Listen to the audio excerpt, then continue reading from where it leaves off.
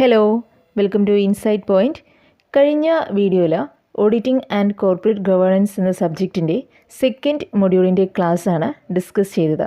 ഇന്നത്തെ വീഡിയോയിലും സെക്കൻഡ് മൊഡ്യൂളിൻ്റെ ക്ലാസ് തന്നെയാണ് ഡിസ്കസ് ചെയ്യുന്നത്. സെക്കൻഡ് മൊഡ്യൂളിൻ്റെ കണ്ടിന്യൂഷനാണ് ഇന്ന് ചെയ്യുന്നത്. ഇന്ന് നമ്മൾ ആദ്യം പഠിക്കുന്ന ടോപ്പിക്കാണ് vouching of impersonal ledger. Impersonal ledgers are other than personal ledgers. Personal ledgers അല്ലാത്തതാണ് ഇംപേഴ്സണൽ ലെഡ്ജേഴ്സ്. എന്താണ് പേഴ്സണൽ ലെഡ്ജർ? ക്രെഡിറ്റ് ട്രാൻസാക്ഷൻസ് മാത്രം റെക്കോർഡ് ചെയ്യുന്ന ലെഡ്ജറാണ് പേഴ്സണൽ ലെഡ്ജർ. അപ്പോൾ നമുക്ക് പറയാൻ സാധിക്കും ക്രെഡിറ്റ് ട്രാൻസാക്ഷൻസ് അല്ലാത്ത ബാക്കിയുള്ള എല്ലാ ട്രാൻസാക്ഷൻസും ഇംപേഴ്സണൽ ലെഡ്ജർ എന്ന കാറ്റഗറിയിലാണ് വരുന്നത്. ഇംപേഴ്സണൽ ലെഡ്ജറിനെ ജനറൽ ലെഡ്ജർ എന്നും നോമിനൽ ലെഡ്ജർ എന്നും പറയുന്നുണ്ട്. ഇംപേഴ്സണൽ ലെഡ്ജറിനെ രണ്ടായി ഡിവൈഡ് ചെയ്യുന്നുണ്ട്. ഒന്ന് നോമിനൽ അക്കൗണ്ട് ആൻഡ് രണ്ട് റിയൽ അക്കൗണ്ട്. ഇംപേഴ്സണൽ ലെഡ്ജറിനെ രണ്ടായി ക്ലാസിഫൈ ചെയ്യുന്നുണ്ട്. ഒന്ന് നോമിനൽ അക്കൗണ്ട്, രണ്ട് real account. Trading and profit and loss അക്കൗണ്ടുമായി റിലേറ്റഡ് ആയിട്ടുള്ളതാണ് നോമിനൽ അക്കൗണ്ട്. ബാലൻസ് ഷീറ്റുമായി റിലേറ്റഡ് ആയിട്ടുള്ളതാണ് റിയൽ അക്കൗണ്ട്. ഇനി ഓഡിറ്റർ എങ്ങനെയാണ് ഇംപേഴ്സണൽ ലെഡ്ജർ വൗച്ചിങ് ചെയ്യുന്നത് എന്ന് നോക്കാം. First point, the auditor should check the posting of cash transactions related to trading and profit and loss accounts which would appear in the impersonal ledger. Impersonal ledgerൽ appear ചെയ്യുന്ന profit and loss അക്കൗണ്ടുമായി related ആയിട്ടുള്ള cash ട്രാൻസാക്ഷൻസിൻ്റെ posting auditor നിർബന്ധമായും check ചെയ്തിരിക്കണം. Second point, he should give special attention to those transactions which materially affect the final accounts. Final അക്കൗണ്ട്സിനെ affect ചെയ്യുന്ന ട്രാൻസാക്ഷൻസിന് സ്പെഷ്യൽ അറ്റൻഷൻ കൊടുക്കണം. Next point, he should carefully check the totals of the subsidiary books and the posting thereof to the impersonal ledger. Subsidiary ബുക്സിൻ്റെ ടോട്ടലും അതുപോലെ തന്നെ impersonal ലെഡ്ജറിലേക്കുള്ള അവയുടെ പോസ്റ്റിങ്ങും കെയർഫുള്ളി ചെക്ക് ചെയ്തിരിക്കണം. Next point, he should see that the current amounts are posted in the appropriate accounts on the correct side and no entry is posted twice or left unposted. Current amounts appropriate അക്കൗണ്ടിലാണ് post ചെയ്തത് എന്ന് ഉറപ്പുവരുത്തണം. Correct സൈറ്റിലാണ് post ചെയ്തതെന്നും ഉറപ്പുവരുത്തണം. ഒപ്പം തന്നെ ഒരു എൻട്രിയും 2 തവണ പോസ്റ്റ് ചെയ്തിട്ടില്ല എന്നും ഒരു എൻട്രിയും പോസ്റ്റ് ചെയ്യാൻ വിട്ടുപോയിട്ടില്ല എന്നും ഓഡിറ്റർ ഉറപ്പുവരുത്തണം. Next point, he should see that the expenses and incomes are properly adjusted according to the generally accepted norms. Generally accept ചെയ്തിട്ടുള്ള നോംസിൻ്റെ ബേസിസിലാണോ എക്സ്പെൻസസും ഇൻകംസും അഡ്ജസ്റ്റ് ചെയ്തിട്ടുള്ളത് എന്ന് ഓഡിറ്റർ ഉറപ്പുവരുത്തണം. Next point, he should carefully check the adjusting entries. Adjusting entries carefully check ചെയ്തിരിക്കണം. Next one, he should check the system of internal control in force and if the organization is efficient. Organization efficient ആണ് എന്നുണ്ടെങ്കിൽ system of internal control in force നിർബന്ധമായും auditor check ചെയ്തിരിക്കണം. Next point, the opening balance in the impersonal ledger should be examined with the statement of audited accounts of the previous year. Previous ഇയറിലെ audited അക്കൗണ്ട്സിൻ്റെ സ്റ്റേറ്റ്മെൻറ്റുമായി നോക്കി impersonal ലെഡ്ജറിൻ്റെ opening balance examine ചെയ്തിരിക്കണം.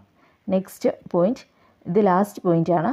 Finally, he should verify the balance of various accounts in the trial balance and also see that the debit side and credit side of trial balance agree. Trial ബാലൻസിലെ എല്ലാ അക്കൗണ്ട്സിൻ്റെയും balance verify ചെയ്തിരിക്കണം. ഒപ്പം തന്നെ trial ബാലൻസിൻ്റെ credit സൈഡും debit സൈഡും agree ചെയ്യുന്നുണ്ടോ എന്നും ഉറപ്പുവരുത്തണം.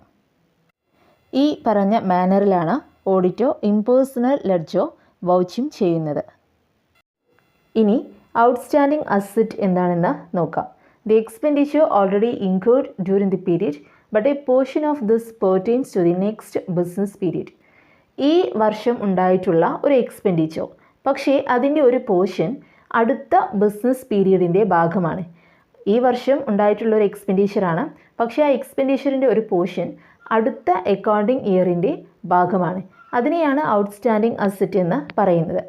Prepaid expenses, accrued income, deferred revenue expenditure ഇതൊക്കെ ഔട്ട്സ്റ്റാൻഡിംഗ് അസറ്റിൽ ഇൻക്ലൂഡഡ് ആണ്. എന്താണ് പ്രീപെയ്ഡ് എക്സ്പെൻസ്? പ്രീപെയ്ഡ് എക്സ്പെൻസസ് എന്ന് പറയുന്നത് എക്സ്പെൻസസ് ആണ്. അടുത്ത അക്കൗണ്ടിംഗ് പീരീഡിൻ്റെ ഭാഗമായിട്ടുള്ള എക്സ്പെൻസ് ആണ് പ്രീപെയ്ഡ് എക്സ്പെൻസ്. പക്ഷേ ഈ എക്സ്പെൻസ് പേ ചെയ്യുന്നത് കറൻറ്റ് അക്കൗണ്ടിംഗ് പീരീഡിലാണ്. Example prepaid insurance, rent paid in advance. ഇനി എന്താണ് അക്രൂഡ് ഇൻകം? അക്രൂഡ് ഇൻകം എന്ന് പറയുന്നത് കറൻറ്റ് ഇയറിൽ ഏൺ ചെയ്യേണ്ട ഇൻകമാണ്. കറൻറ്റ് ഇയറിലാണ് ഈ ഇൻകം കിട്ടേണ്ടത്, പക്ഷേ കറൻറ്റ് ഇയറിൽ ഈ ഇൻകം കിട്ടിയിട്ടില്ല. അതിനെയാണ് അക്രൂഡ് ഇൻകം എന്ന് പറയുന്നത്. Example interest receivable, rent receivable. ഇനി ഡെഫേർഡ് റവന്യൂ എക്സ്പെൻഡിച്ചർ എന്താണെന്ന് നോക്കാം. ഡെഫേർഡ് റവന്യൂ എക്സ്പെൻഡിച്ചർ എന്ന് പറയുന്നത് വളരെ ഹ്യൂജ് ആയിട്ടുള്ള നോൺ റിക്കറിംഗ് ആയിട്ടുള്ള ഒരു എക്സ്പെൻഡിച്ചറാണ്. ഈ എക്സ്പെൻഡിച്ചർ കറൻറ്റ് ഇയറിലാണ് ഉണ്ടാവുന്നത്, പക്ഷേ അതിൻ്റെ ബെനഫിറ്റ് ഒരുപാട് വർഷത്തോളം സ്പ്രെഡ് ആവുന്നുണ്ട്. അങ്ങനെയുള്ള എക്സ്പെൻഡിച്ചറിനെയാണ് ഡെഫേർഡ് റവന്യൂ എക്സ്പെൻഡിച്ചർ എന്ന് പറയുന്നത്. Example advertisement charges, research expenditure. ഇപ്പോൾ ഒരു അഡ്വർടൈസ്മെൻ്റ് ആണെങ്കിൽ ഒറ്റ തവണയേ അതിൻ്റെ ചിലവുണ്ടാവുന്നുള്ളൂ, പക്ഷേ ഒരുപാട് വർഷത്തോളം അതിൻ്റെ ബെനഫിറ്റ് സ്പ്രെഡ് ആവുന്നുണ്ട്. മാത്രമല്ല അത് നോൺ റിക്കറിംഗ് നേച്ചറാണ്. അത് ആവർത്തിച്ച് വരുന്ന ഒരു എക്സ്പെൻഡിച്ചർ അല്ല, വളരെ ഹ്യൂജ് ആയിട്ടുള്ള ഒരു എക്സ്പെൻഡിച്ചറുമാണ്. ഇനി ഔട്ട്സ്റ്റാൻഡിംഗ് ലയബിലിറ്റീസ് നോക്കാം. Outstanding liabilities profit and loss അക്കൗണ്ടിലാണ് കാണിക്കാറുള്ളത്. ഔട്ട്സ്റ്റാൻഡിംഗ് അസറ്റ് കാണിക്കുന്നത് ബാലൻസ് ഷീറ്റിലാണ്. ഔട്ട്സ്റ്റാൻഡിംഗ് ലയബിലിറ്റീസ് ആണ് അൺപെയ്ഡ് എക്സ്പെൻസസും അൺഏൺഡ് ഇൻകംസും. എന്താണ് അൺപെയ്ഡ് എക്സ്പെൻസസ്? അൺപെയ്ഡ് എക്സ്പെൻസസ് എന്ന് പറയുമ്പോൾ കറൻറ്റ് ഇയറിൽ ഉണ്ടായിട്ടുള്ള ഒരു എക്സ്പെൻസ് ആണ്, പക്ഷേ അതിൻ്റെ പേയ്മെൻറ്റ് കറൻറ്റ് ഇയറിൽ നടത്തുന്നില്ല. കറൻറ്റ് ഇയറിലാണ് എക്സ്പെൻസ് ഉണ്ടായിട്ടുള്ളത്, പക്ഷേ ആ എക്സ്പെൻസിൻ്റെ പേയ്മെൻറ്റ് കറൻറ്റ് ഇയറിൽ നടത്തുന്നില്ല. അതിനെയാണ് അൺപെയ്ഡ് എക്സ്പെൻസ് എന്ന് പറയുന്നത്. നെക്സ്റ്റ് വണ്ണാണ് അൺഏൺഡ് ഇൻകം. എന്താണ് അൺഏൺഡ് ഇൻകം? അൺഏൺഡ് ഇൻകം എന്ന് പറയുന്നത് കറൻറ്റ് ഇയറിൻ്റെ ഭാഗമായിട്ടുള്ളൊരു ഇൻകം അല്ല ഇത്, പക്ഷേ കറൻറ്റ് ഇയറിൽ അഡ്വാൻസ് ആയിട്ട് ഈ ഇൻകം കിട്ടിയിട്ടുണ്ട്. ഇതിനെയാണ് അൺഏൺഡ് ഇൻകം എന്ന് പറയുന്നത്. ഇനി എന്താണ് ക്യാപിറ്റൽ എക്സ്പെൻഡിച്ചർ എന്ന് നോക്കാം. Capital expenditure means all expenditure incurred in purchasing of fixed asset or installing a new machinery or increasing the life of an asset or acquiring a valuable right. This type of expenditure is referred to as capital expenditure. എന്താണ് capital expenditure? ഒരു fixed asset വാങ്ങുമ്പോഴോ അല്ലെങ്കിൽ ഒരു പുതിയ machinery install ചെയ്യുമ്പോഴോ അല്ലെങ്കിൽ ഒരു അസറ്റിൻ്റെ life increase ചെയ്യുമ്പോഴോ അല്ലെങ്കിൽ ഒരു റൈറ്റ് അക്വയർ ചെയ്യുമ്പോഴോ ഒക്കെ ഉണ്ടാവുന്ന എക്സ്പെൻഡിച്ചറാണ് ക്യാപിറ്റൽ എക്സ്പെൻഡിച്ചർ. അതായത് അസറ്റ് അക്വയർ ചെയ്യുമ്പോഴാണ് ക്യാപിറ്റൽ എക്സ്പെൻഡിച്ചർ ഉണ്ടാവുന്നത്. എന്തിനു വേണ്ടിയാണ് അസറ്റ് അക്വയർ ചെയ്യുന്നത്? ഇൻകം ഏൺ ചെയ്യുന്നതിന് വേണ്ടി അല്ലെങ്കിൽ ബിസിനസ്സിൻ്റെ ഏണിംഗ് കപ്പാസിറ്റി ഇൻക്രീസ് ചെയ്യുന്നതിന് വേണ്ടിയാണ് അസറ്റ് അക്വയർ ചെയ്യുന്നത്. ഇങ്ങനെ അസറ്റ് അക്വയർ ചെയ്യുന്നതിന് വേണ്ടി ഉണ്ടാവുന്ന ടൈപ്പ് ഓഫ് എക്സ്പെൻഡിച്ചറിനെയാണ് എന്ത് പറയുന്നത്? ക്യാപിറ്റൽ എക്സ്പെൻഡിച്ചർ എന്ന് പറയുന്നത്. ഇനി റവന്യൂ എക്സ്പെൻഡിച്ചർ നോക്കാം. All expenditure incurred in carrying on the business, its conduct and administration.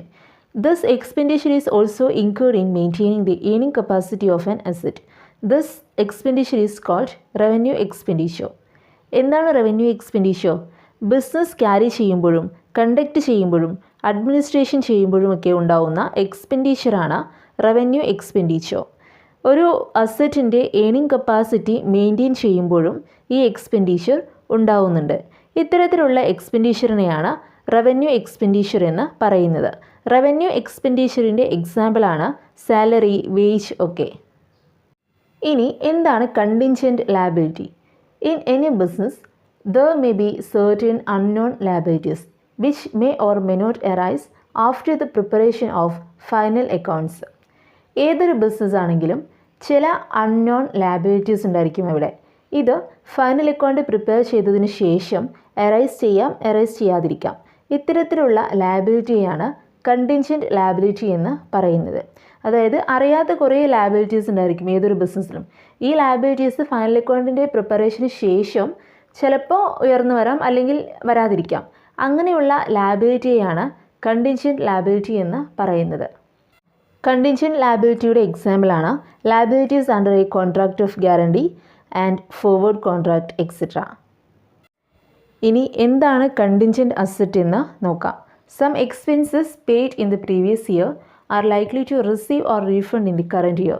This is called contingent asset. ചില എക്സ്പെൻസസ് പ്രീവിയസ് ഇയറിലായിരിക്കും കൊടുത്തിട്ടുണ്ടാവുക. ആ എക്സ്പെൻസ് കറൻറ്റ് ഇയറിൽ റിസീവ് ചെയ്യുകയോ റീഫണ്ട് ചെയ്യുകയോ ചെയ്യുന്നതിനെയാണ് കണ്ടിൻജൻറ്റ് അസറ്റ് എന്ന് പറയുന്നത്. അതായത് കഴിഞ്ഞ വർഷം ഒരു എക്സ്പെൻസ് ബിസിനസ് പേ ചെയ്തു. ആ എക്സ്പെൻസ് ഈ വർഷം ബിസിനസ്സിന് കിട്ടുകയോ അല്ലെങ്കിൽ ബിസിനസ്സിന് റീഫണ്ട് ചെയ്യുകയോ ചെയ്യുന്നതിനെയാണ് കണ്ടിൻജൻറ്റ് അസറ്റ് എന്ന് പറയുന്നത്. ഒരു എക്സാമ്പിൾ പറയുകയാണെങ്കിൽ refund of income tax. Next നമ്മൾ പഠിക്കുന്ന ടോപ്പിക്കാണ് verification of assets and liabilities. എന്താണ് verification? The inspection of evidence or physical examination of the correctness of value and existence of assets and liabilities is that they are actually in possession and held by the business on the date of balance sheet. This process is termed as verification of assets and liabilities. എന്താണ് verification of assets and liabilities? ഒരു business held ചെയ്യുന്നതും ബിസിനസ്സിൻ്റെ പൊസിഷനിൽ ഉള്ളതുമായിട്ടുള്ള assets and ലയബിലിറ്റിയുടെ existence, value, ഇതൊക്കെ inspection നടത്തുകയോ physical examination നടത്തുകയോ ചെയ്യുന്നതിനെയാണ് verification of assets and liabilities എന്ന് പറയുന്നത്. ബാലൻസ് ഷീറ്റിലുള്ള അസറ്റിനെയും ലയബിലിറ്റിയെയുമാണ് വെരിഫൈ ചെയ്യുന്നത്. സിമ്പിളായിട്ട് പറയുമ്പം അസറ്റിനെയും ലയബിലിറ്റിയെയും ഫിസിക്കലി എക്സാമിൻ ചെയ്യുകയോ ഇൻസ്പെക്റ്റ് ചെയ്യുകയോ ചെയ്യുന്നതിനെയാണ് verification of asset and liabilities എന്ന് പറയുന്നത്. ഓഡിറ്റർ എങ്ങനെയാണ് അസറ്റ്സിൻ്റെയും ലയബിലിറ്റിയുടെയും വെരിഫിക്കേഷൻ നടത്തുന്നത് എന്ന് നോക്കാം. First point, to verify the assets and liabilities appear in the balance sheet.